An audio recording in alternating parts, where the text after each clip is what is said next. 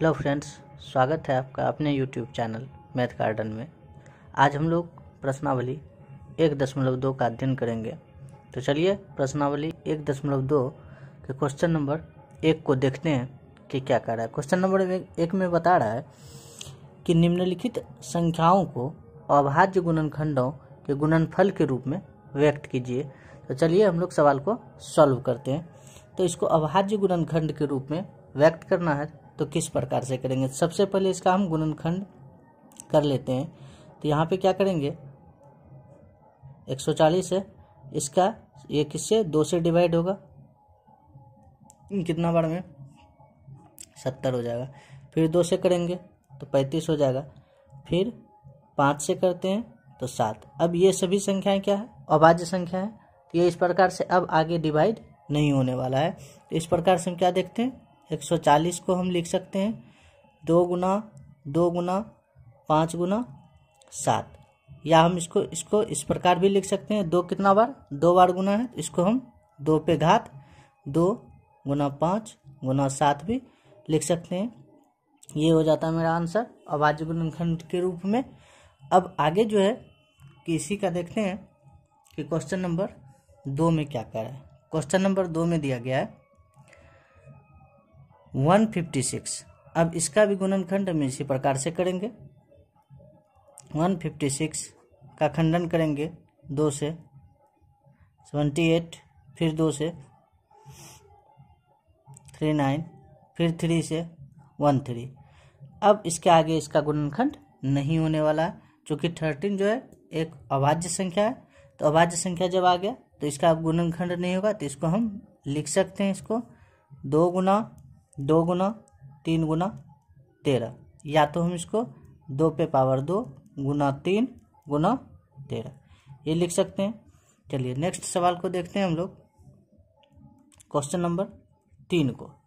तो question number 3 में देखते हैं कि क्या कह रहा है। तो क्वेश्चन नंबर 3 में देखते हैं कि मेरा दिया गया है 3825, ये दिया गया। अब इसको हम गुणनखंड करते हैं 3825 को। तो ये किससे डिवाइड होगा, तो चेक कर लेते हैं कि 3 से होगा या नहीं होगा। तो चलिए 3 से हो जाएगा। 8 3 11, 2 13, 5 18, 3 से डिवाइड हो जाएगा। विभाज्यता का नियम हम लोग पढ़े हैं। तो यहाँ पे देखते हैं 1, यहाँ पे 2, 7 और 5। आगे फिर देखते हैं 3 से, फिर 3 से डिवाइड हो सकता है।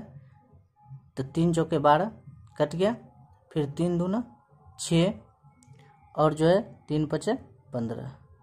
अब फिर इसको देखते हैं 3 से, 4 2 6 5 11। अब ये 3 से डिवाइड नहीं होगा। अब इसको हम किससे करते हैं, 5 से। तो 5 8 40 और यहाँ पे जो है ये कितना बच गया, 2 5 यानी 25। तो 5 से, फिर इसको 5 से, तो एक बार में 5 और ये। अब इसको हम लिखेंगे 38 25। इसका गुणनखंड क्या आ जाता है, 3 गुना 3 गुना 5 गुना 5 गुना 17 यह आ जाता है। तो देखते हैं कि 3 का 2 बार गुना किया गया 3, तो 3 पे स्क्वायर लिख सकते हैं। और 5 का भी जो है 2 बार है, तो इसको भी हम 5 पे स्क्वायर कर सकते हैं, गुना 17 हो जाएगा। ये मेरा अभाज्य गुणनखंड के रूप में व्यक्त हो गया। अब इसी का जो है कि देखेंगे चौथा नंबर सवाल क्या कह रहा है, 5005। तो अब देखते हैं इसका भी खंडन करते हैं 005। तो ये किससे होगा, देखिए 3 से तो ये डिवाइड नहीं होगा। हम अभाज्य संख्या से ही डिवाइड करेंगे, 2 से 3 से 5 से, है ना, 7 से और 11 से 13 से, इस प्रकार के जितने भी अभाज्य संख्या उससे डिवाइड करेंगे। तो 2 से भी नहीं होगा, क्योंकि 2 से विभाज्यता का नियम बताता है कि इकाई अंक 0 या सम संख्या होना चाहिए। तो 2 से नहीं होगा, 3 से भी नहीं होगा। तो यहाँ पे हम 5 से देते हैं, 5 से लगेगा भाग, इसमें 1 हो जाएगा यहाँ पे। फिर इसको अब ये 5 से भी डिवाइड नहीं होगा, है ना, हम 7 से इसमें भाग देते हैं तो 7 1 4 3 143 बार में ये कट गया। अब इसको फिर ये 7 से नहीं कटेगा। अब ये 7 के बाद अगला जो अभाज्य संख्या आता है वो क्या आता है 11। तो 11 से देखेंगे तो ये 13 बार में कट जाता है। तो इस प्रकार से जो है कि ये 5005 का जो है कि क्या आ गया 5 गुना 7 गुना 11 गुना 13, और ये स्क्वायर के रूप में तो आएगा नहीं, क्योंकि इसमें किसी भी संख्या को, किसी भी अभाज्य संख्या को 2 या 3 बार गुना के रूप में नहीं है, सब सिंगल सिंगल है, इसलिए हम उसको इसी स्थिति में रहने देंगे। ये मेरा चौथा का आंसर हो गया। अब इससे आगे जो है देखेंगे क्वेश्चन नंबर 1 का लास्ट, ये 5 नंबर का, इसमें है 29। तो चलिए इसको सॉल्व करते हैं। मेरा 7429 ये डिवाइड होगा मेरा 17 से 17 से, तो इसको जो है कितना बार में 437 बार में। फिर इसको जो है किससे डिवाइड करेंगे 19 से, 19 दूना 38 और 19 तिया 57, तो ये इसका गुणनखंड होता है। अर्थात जो है कि 74 29 यानी 7429 का गुणनखंड क्या हो जाएगा 17 गुना 19 गुना 23 हो जाएगा। ये इस रूप में अभाज्य गुणनखंड इसका होगा। अब हम लोग क्वेश्चन नंबर 2 देखते हैं। क्वेश्चन नंबर 2 में क्या है, क्वेश्चन नंबर 2 का पूर्णांकों के निम्नलिखित युग्मों के HCF और LCM ज्ञात कीजिए तथा इसकी जांच कीजिए कि दो संख्याओं का गुणनफल बराबर HCF गुना LCM है। तो चलिए सबसे पहले इसका HCF और LCM ज्ञात करते हैं। तो यहाँ पे देखेंगे कि 26 और 91 है, तो सबसे पहले इसका क्या करेंगे 26 का हम लोग गुणनखंड कर देंगे। 26 का गुणनखंड करेंगे तो क्या हो जाएगा मेरा 26 को 2 से डिवाइड करेंगे 13, ये अभाज्य संख्या के रूप में आ गया। तो इसका गुणनखंड हो जाएगा मेरा 2 गुना 13, और इसी प्रकार से जो है 91 का करेंगे गुणनखंड तो कितना हो जाएगा 91 का, तो इसको हम 7 से डिवाइड करेंगे तो ये हो गया, तो 7 गुना 13। तो इस प्रकार से ये डिवाइड हो जाता है अभाज्य संख्याओं के अभाज्य गुणनखंड के रूप में। अब इसमें से हमको LCM और HCF ज्ञात करना है। तो सबसे पहले हम दोनों संख्या का HCF निकाल लेते हैं। तो HCF में क्या देखेंगे कि जो दोनों में मिलता है ना, जो दोनों में मिलता है, तो यहाँ पे देखेंगे HCF किसका 26 और 91 का निकाल रहे हैं। तो दोनों में अभाज्य गुणनखंड के रूप में क्या मिल रहा है उभयनिष्ठ क्या है 13 है, तो ये हो जाएगा मेरा 13। और LCM जो है कि ये कितना हो जाएगा मेरा LCM। तो सबसे पहले देखेंगे कि यहाँ पे जो नहीं मिल रहा है या जो मिल रहा है, जो मिल रहा है उसको एक बार ही लिखेंगे और जो नहीं मिल रहा है उसको भी लिखना पड़ेगा। तो यहाँ पे देखेंगे कि 2 है, उसके बाद 7 भी है, और यहाँ पे ये दोनों उभयनिष्ठ है, तो इसको भी लिखेंगे। तो इस प्रकार से इसका गुणनफल कितना हो जाएगा, तो गुणनफल हो जाएगा 63 91 दूना 182। तो इस प्रकार से इसका गुणनफल ज्ञात हो गया। तो यानी कि ये LCM ज्ञात हो गया और HCF ज्ञात हो गया। अब जो है कि हम इसका कह रहा है कि जांच कीजिए।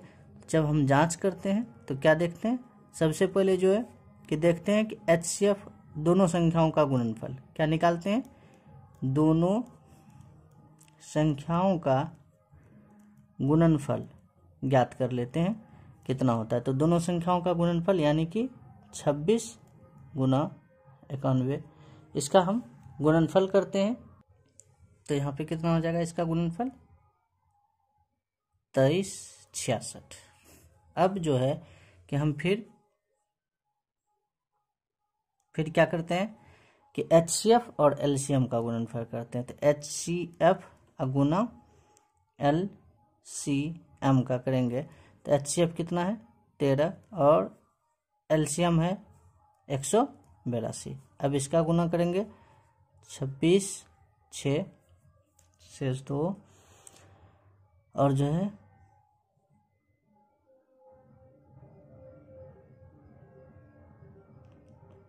6, 10, 23 ये।